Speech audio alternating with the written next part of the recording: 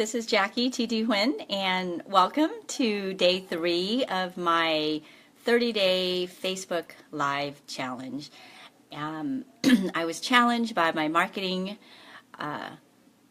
coach, Tanya Delmani, and Angela Giles to do this because I have so much information in my head that sometimes I think that everybody knows these things. Welcome, Larry and Carolyn. So today's number 3, and I'm the owner of Integrative Minds, where I help people become the leader that they want to be and for people to follow them. So I specialize in family because I love seeing the family unit, which I believe is the basis, the foundation of this world, because when you can raise really good kids and these kids are thriving and they're happy and they're great leaders, they go into the office place being great leaders themselves, and they're not screaming in the hallway at other team members. I'm sure you've all had those bosses that we call bosses from hell, and they probably started somewhere, in the family. They probably didn't have good role models in their parents or good teachers in their parents. And so for me, leadership is everything. And so I wanted to go back to where we could really help, which is the parents and the family. And so this is why I wanted to take this challenge of the 30-day Facebook Live, so that I can share how we can really change the course of a whole new generation if we choose to be.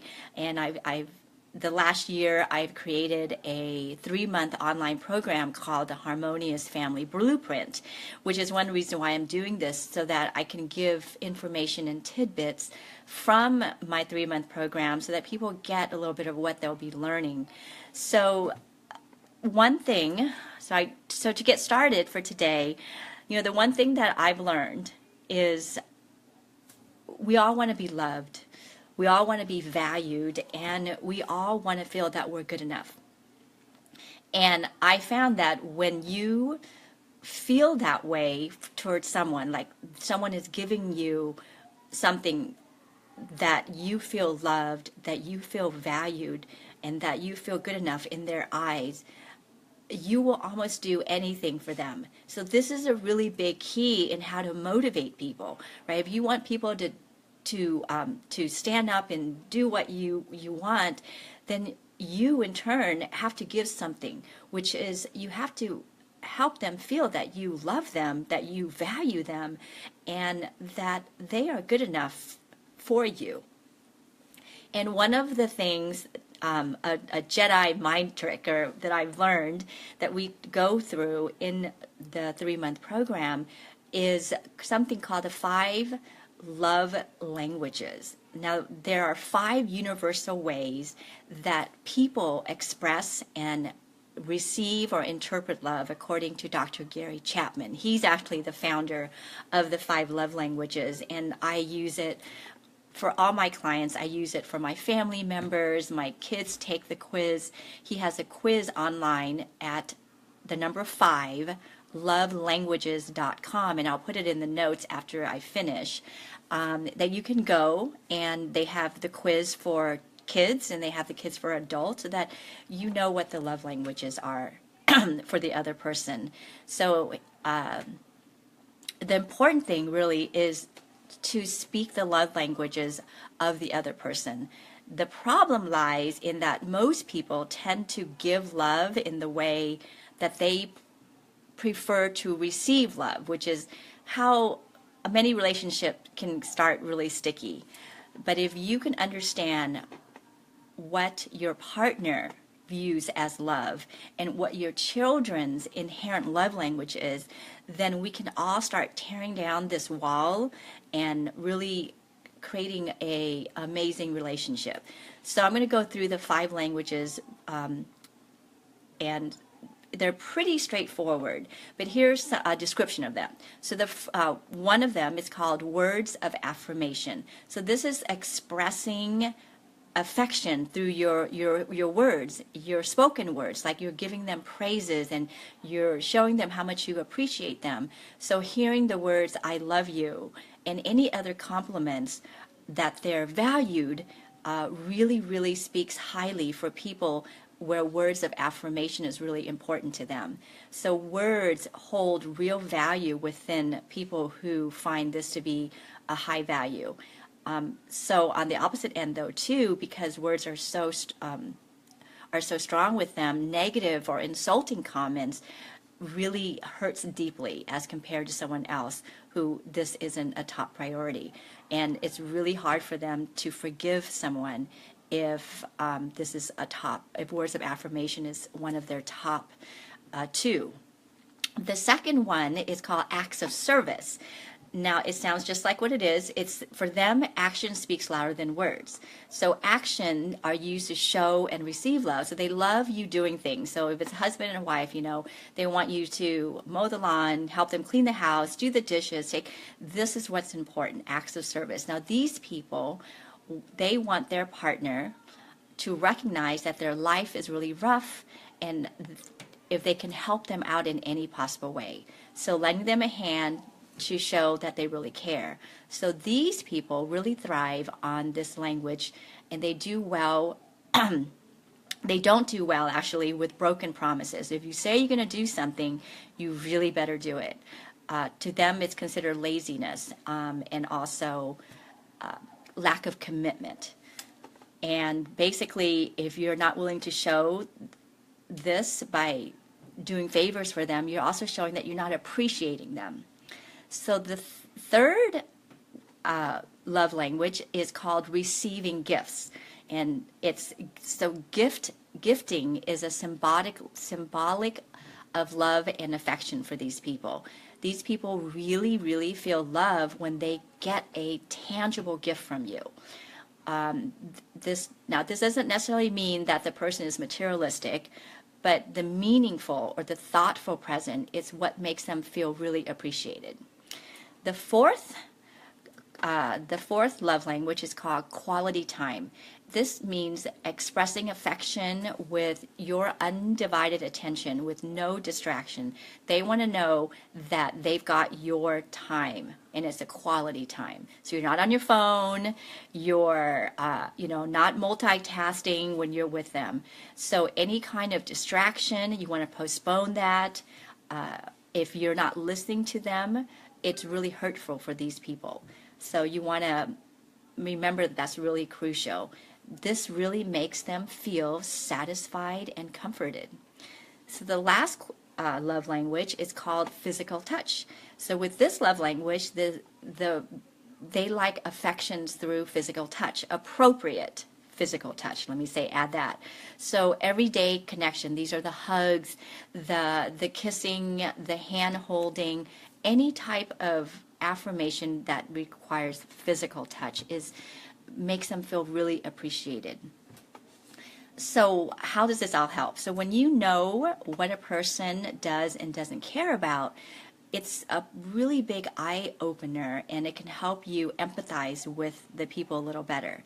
So for example, I was with someone who acts of service was his primary language. And for me, acts of service is my number 4. My number 5 is gift giving. So for me, quality time is my number 1.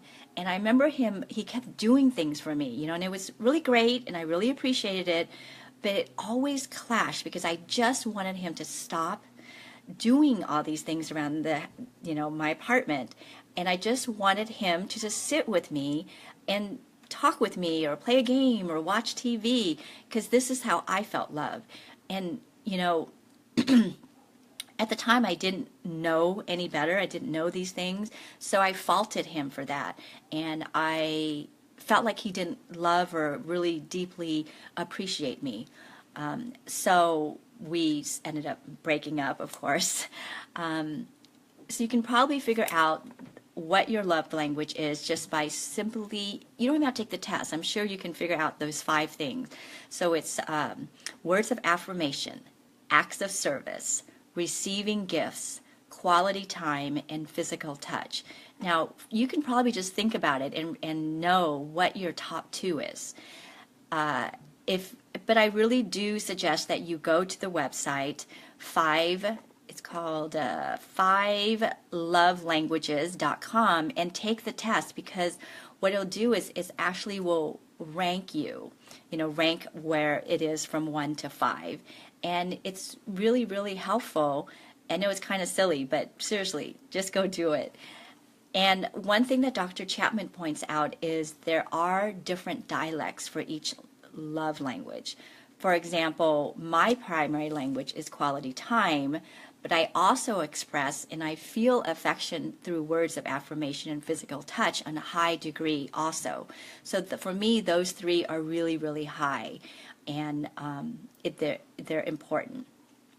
So on the flip side, it's also useful to know how you don't express affection, and also how your mate or your loved ones. So for example, for me, receiving gift is very low, and it helps me to understand this as a blind spot, because when people are like they're giving me gifts, it's not that big a deal to me. I mean, I appreciate it, I love it, but it's not that big of a deal. I just enjoy being there with them. But I know that for them, now I realize that for the other people, it really means a lot. So then I really show that appreciation. So it keeps me aware, and I don't brush things off when people do something because it's not my number one love language. So how can this concept change your relationship? So when you realize that your partner, your children, your friends, your coworker, what they care about and what they don't care about, you can actually empathize better with them. And the reason why you fight may make a little more sense. And when you understand why you're fighting, you're in a better position to come up with a solution. So, for example, I had a client who she was a teenager, and her love language, number one, is quality time. And her lease was receiving gifts. So I know that to tell her parents that, say, that it's more important for them to schedule time with her, to be there for her. And if there's something special like her birthday, they don't have to really concentrate on a huge amount of thought on the gift, but just put more energy on planning the party and having people that she loves around her, that surrounds her. That's what really makes her feel good about the party. So when you've been in a relationship for a long time, I think sometimes it's easy to kind of get complacent and let things get stale. But when you know your partner's love language, it's like you have a little Jedi magic trick in your bag. Now, I talk about, a family and parenting, but really you can also use the love languages in business. Excuse me. Of course, it's going to speak a little different in a romantic relationship than it does in a family. Like, while I need a lot of quality time with my partner and my family, I don't necessarily need quality time with friends to feel that they care, for me, and vice versa. Dr. Chapman even actually wrote a follow-up book that's called The 5 Languages of Appreciation in the Workplace. And it's pretty much the same thing. It translates the same way. I don't know if you know Marie Forleo, but she's a big business strategist. And she says, this is her quote, that the love languages concept is her secret weapon in maintaining a happy team. As a leader, I find out how each person on my team feels appreciated, and then I motivate them accordingly. So if you're a boss, have your team member go on this site and take the test. You'll see what they rank as important, and then that's what you give to them, and you're going to see how they shine and how you're able to motivate them much better. So overall, it comes down to knowing what's important to people so you can understand, so you can empathize, and then you can work with them a little better. And everyone's different. We all have different life experiences. We come from different backgrounds. So it makes sense that we communicate differently, and what we need is different. Now, is the love language going to fix everything? No, it can't, right? It's not going to solve your money problem, and it's not going to make your in-laws more tolerable or make your ex-husband more tolerable.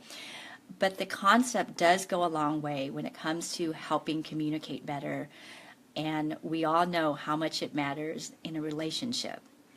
So if you like what I've talked about today, please share it with your friends in the groups that you're in. It's important that I think everybody knows these concepts. If you are seeing this video after it's been aired live and you have question, you can post it in the message, or you can email me at info@integrativeminds.com. I will also have that email address in the notes if you want to learn more about how my program Harmonious Family Blueprint can help you, because everything that I'm going to be talking about in the 30 days are things that I cover in the 3-month program. So I hope you'll be able to join me. The next session of the program will start the beginning of August. So I am taking interviews for people. So info@integrativeminds.com. If you know of a family that may benefit from this, have them email me so I can schedule a time so we can talk about their program and see if it's a fit for them. And it's going to be a great 3-month period when we start in August. So tune in again tomorrow. I will go live at 5 o'clock with another great tip and technique to help you out. And have a great day. Hi, Willie. Thank you for joining. Hi, Michelle. Hopefully you will come back every day. Have a good night.